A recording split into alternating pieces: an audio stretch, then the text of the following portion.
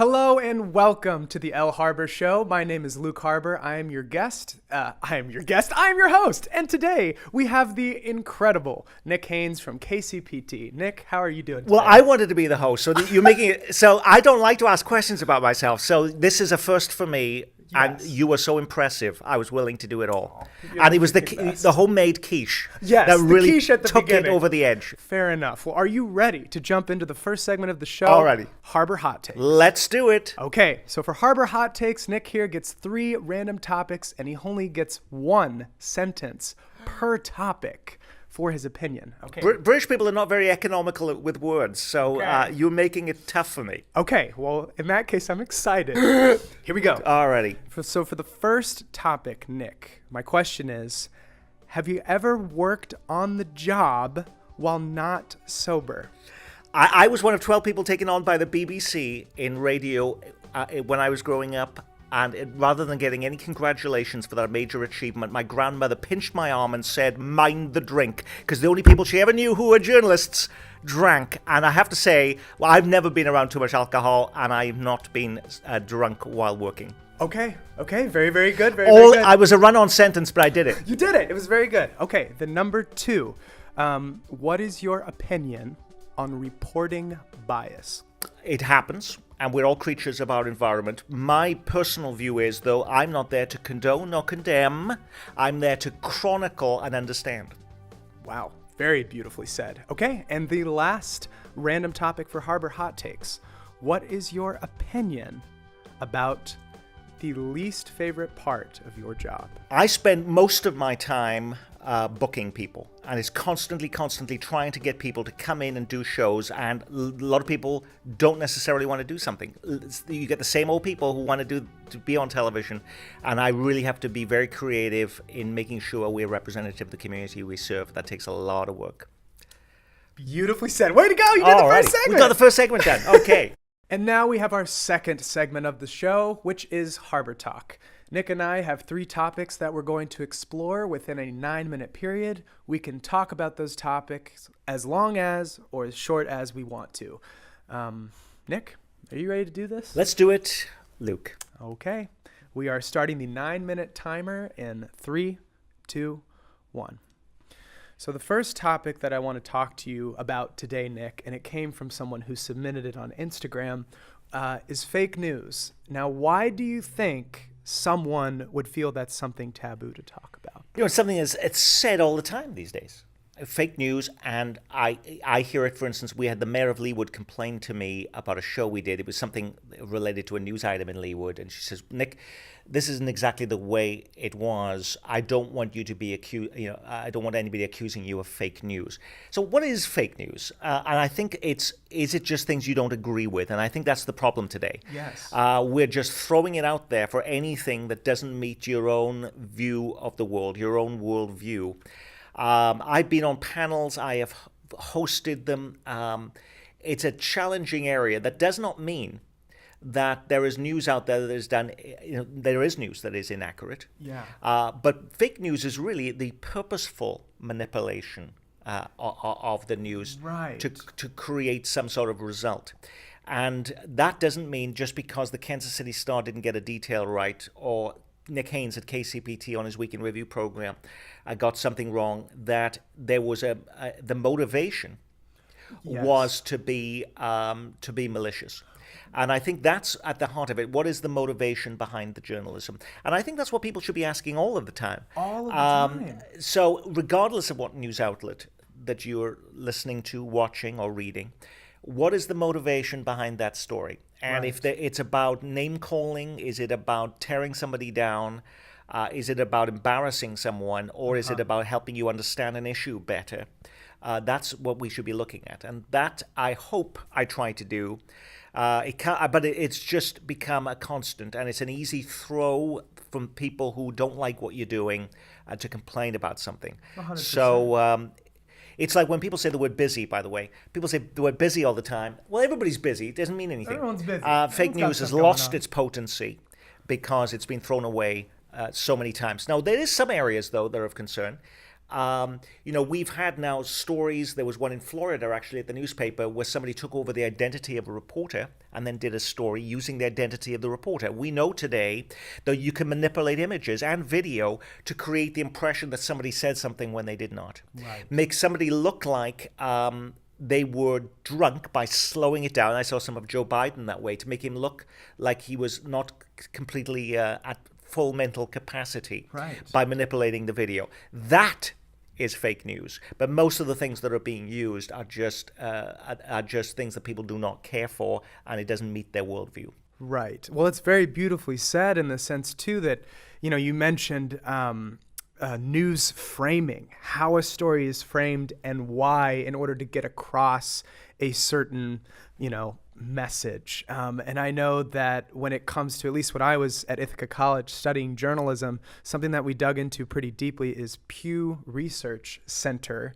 and how on broadcast news, there's a certain percentage of it that is not factually true, but that is almost due to the issue of news being so fast. Absolutely. It's gone so fast now, and people want to profit off of the moment and not really respect the investigation or the narrative. And that's something that's become such a big issue, wouldn't Absolutely. you say? Even at our daily newspaper, there isn't really many beats left anymore. So people are moving in and out of issues in a very fast way.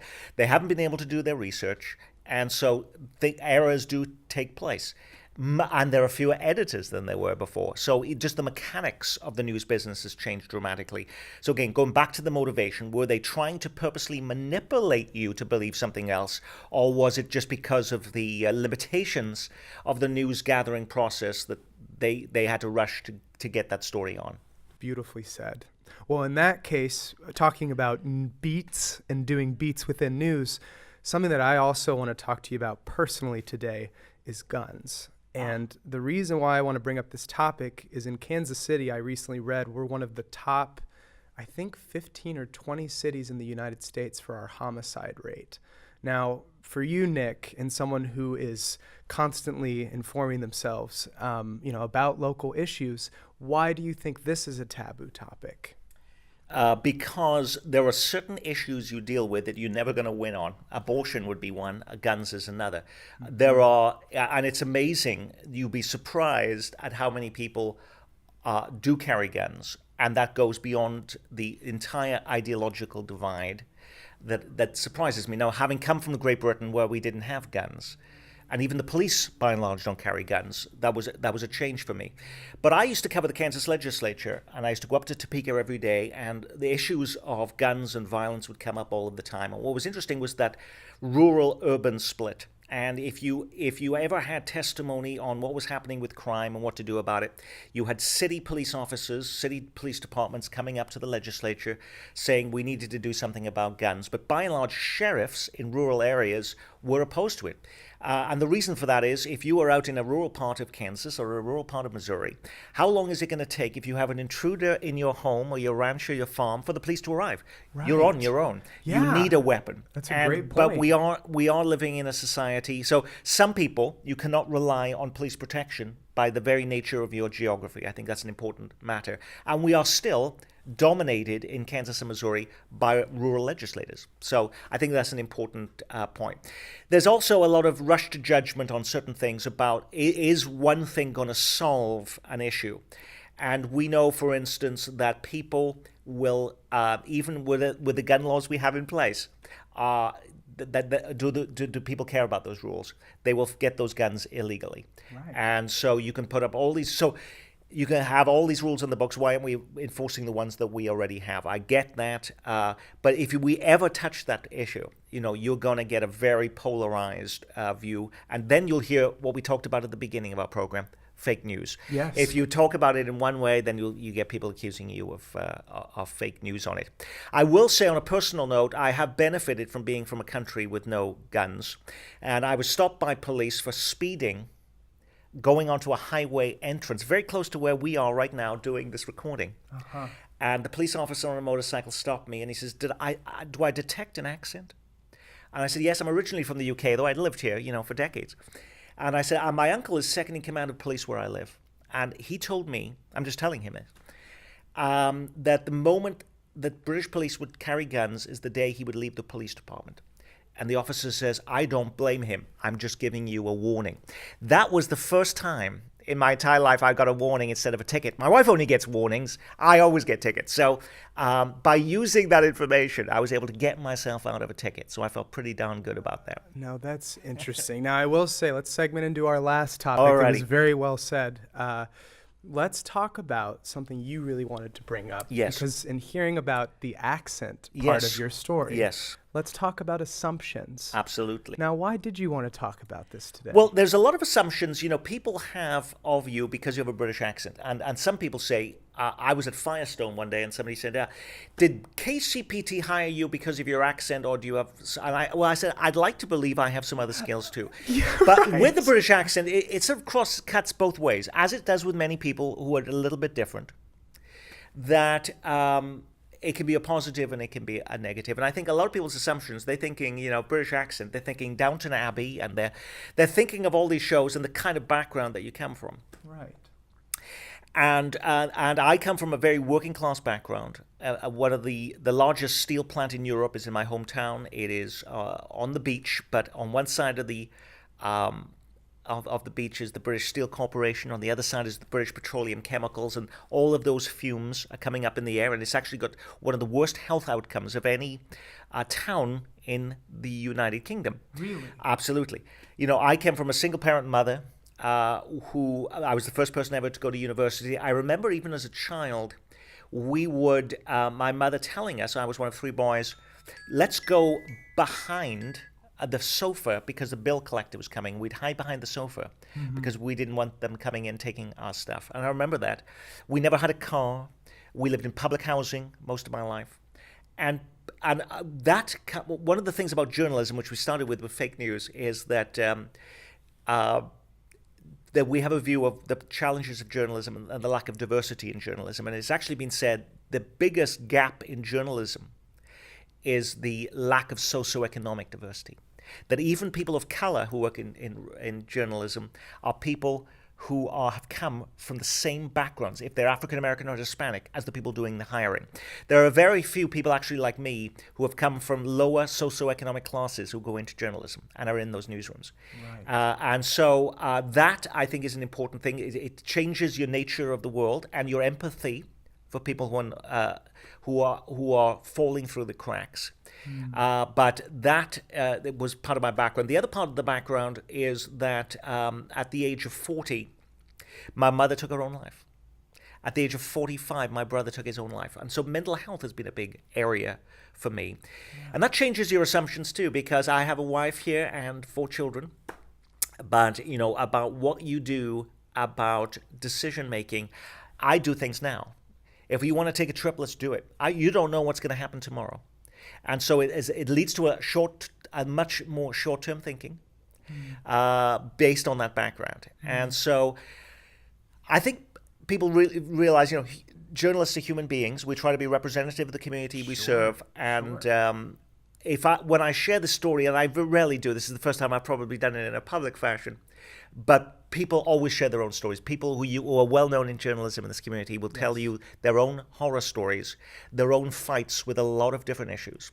And most people have no awareness of that because you're just this person on television. Right. They think you're this celebrity or something of that nature when everybody is dealing with the same issues. Everybody wears a mask, and you don't know what's happening in other people's lives.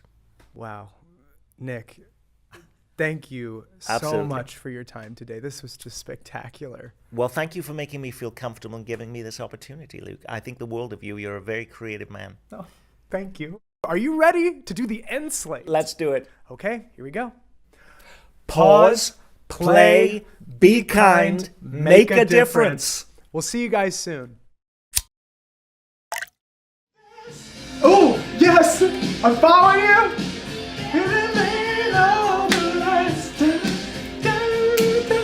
Oh, yeah! Oh, yeah! Oh, wow. Woo! If I could do that, I would.